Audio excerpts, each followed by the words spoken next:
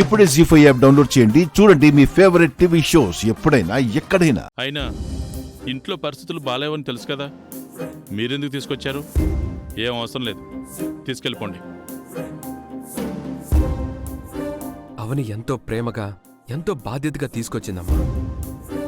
నిహారిక వాళ్ళందరినీ shopping mall దగ్గర చూసిందంట. అందుకే కంగారుగా అన్నీ చేసి తీసుకొచ్చింది.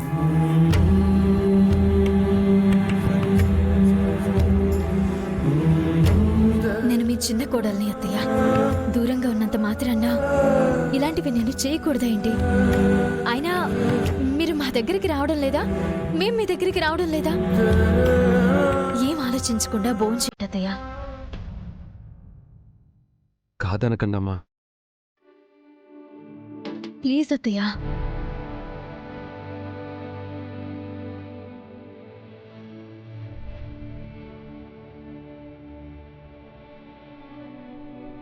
కూర్చోండి అత్తయ్య, కూర్చోండి. అమ్మా కూర్చోండమ్మా, కూర్చోండి. కూర్చోండి.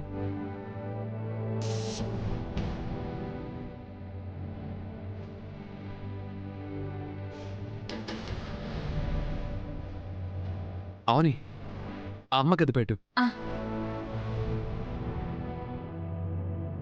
మావయ్య ఇంకొంచెం వేనా?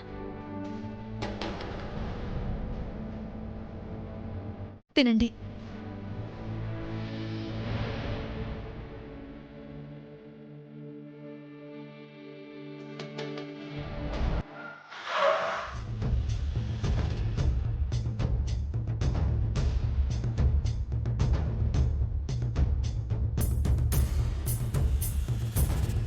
డార్లింగ్, నా చేతికి ఏమన్నా చెప్పుకోవాలి. మటన్ బిర్యానీ అదిరిపోయింది. ముక్క నోట్లోకి వేసుకుంటే అలా కరిగిపోయింది. నాకైతే మంచి నల్లి బొక్క పడింది. అదృష్టవంతుడు బావా నువ్వు. అటు చూడండి, స్పీకర్ గడి కారులో ఉంది.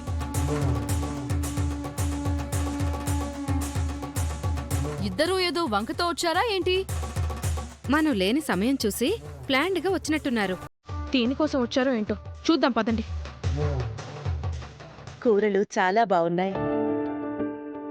నీ చేత్తో ఏం చేసినా కూడా చాలా రుచిగా ఉంటాయమ్మా. ఈ 3 ఐటమ్స్ అయితే మరీ బాగుంటాయమ్మా. థ్యాంక్స్ మావయ్య. మీరు తినరా? ముందు మీ దగ్గరికి తీసుకురావాలని బయలుదేరాను. అయితే మీరు కూడా కూర్చోండి. మా గురించి వదిలేండి, మీరు కడుపు నిండా తినండి.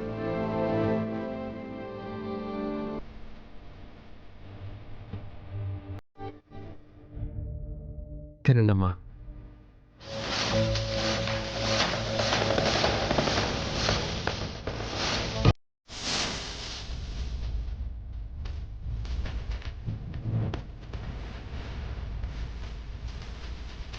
అత్తయ్య,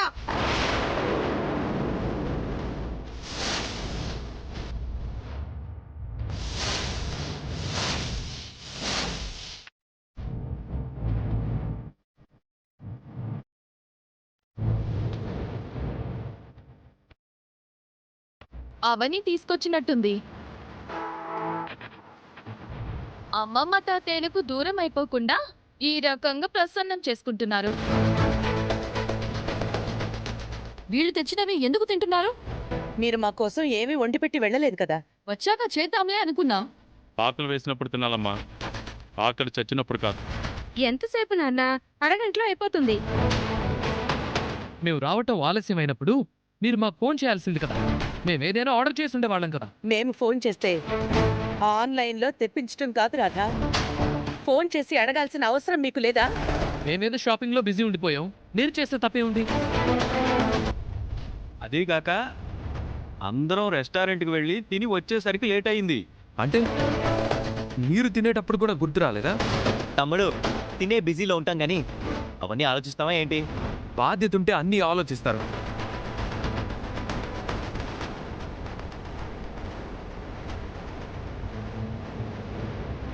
ఎంతసేపు మీ సరదాలు మీ తిండి చూసుకోవడమే కాదు, వీళ్ళ గురించి కూడా ఆలోచించండి. మాట్లాడితే ఆన్లైన్ అంటారేంటి? అత్తయ్య మావయ్యలు ఇంటి భోజనం మీద ఇంట్రెస్ట్ చూపిస్తారు అని మీకు తెలీదా?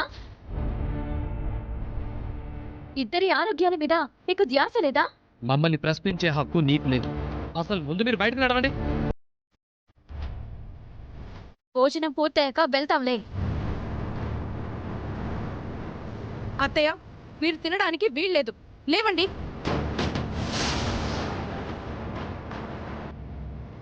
మీరు భోజనం పూర్తి చేయకండి, చేతులు కడుక్కొని లేవండి. లేవండమ్మా, మేము అరగంటలో వండి పెడతాము. ఇలాగే ఆవని తెచ్చింది మీరు తిన్నారు అంటే ఆవనికి అందరం అలసైపోతాం. అత్తయ్య మీరు పదే పదే అవనికి సపోర్ట్ గా ఉండడం నాకు అస్సలు నచ్చడం లేదు. అవునత్తయ్య, నిహారికని పొగుడుతున్నట్టే పొగుడుతున్నారు, అవనిని మాత్రం ఆపలేకపోతున్నారు. ఒకప్పుడు మీరు మీ మాటకి కట్టుబడి ఉండేవారు, ఇప్పుడు ఎందుకు ఇలా అయిపోతున్నారు? వీళ్ళు ముందు మమ్మల్ని చులకన చేయకండి. లేవండి అత్తయ్య.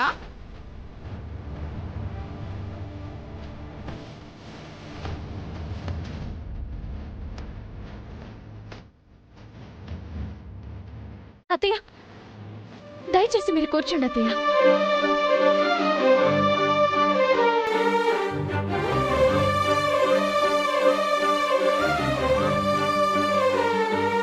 అన్నం పరబ్రహ్మ స్వరూపం అని అందరికి చెప్పే వంశం మనది. అన్నం ముందు నుంచి లేవకూడదు అని చెప్పే కుటుంబం మనది. అలాంటిది భోజనం మధ్య నుంచి మీరు ఎలా లేస్తారు? అది తప్పు కదా. పైగా ఈ ఇల్లు అన్నపూర్ణాదేవి కొలువున్న నిలయం. మీరిలా చేస్తే అమ్మవారికి ఆగ్రహం వస్తుంది.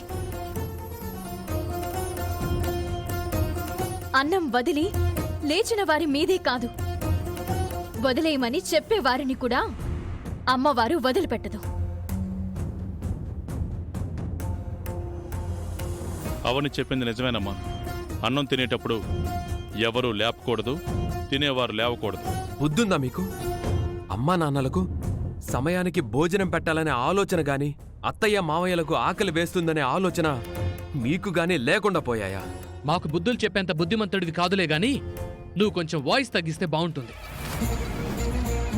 అయినా రోజు ఇలా జరుగుతుందా ఏంటి? ఏదో ఒక రోజు కాస్త ఆలస్యం అయింది అంతేగా. అమ్మా నాన్నలను ఆకలితో ఉంచడం ఒక్క పూటైనా సరే అది మహాపాపం. కొడుకులంటే ఎలా ఉండాలో శ్రవణ కుమారుడి కథను చదివి బుద్ధి తెచ్చుకోండి, లేదంటే నా భర్తను చూసి నేర్చుకోండి.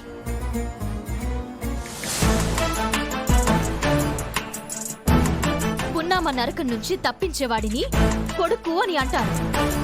బ్రతుకున్న తల్లిదండ్రులని పట్టించుకొని కొడుకులు పుడితే ఎంత, పుట్టకపోతే ఎంత? ఎక్కువ మాట్లాడావంటే ఆడదానవని కూడా చూడకుండా చెంప పగలగొడతా. ఆ పని నేను చేయగలనన్నయ్యా. ఏమన్నావురా? నువ్వన్నదే కదా అన్నాను. అనయా, తమ్ముడికి మధ్య నోరు బాగా లేస్తోంది. రేయ్, ముందు నువ్వు బయటకు పోరా. పోరా.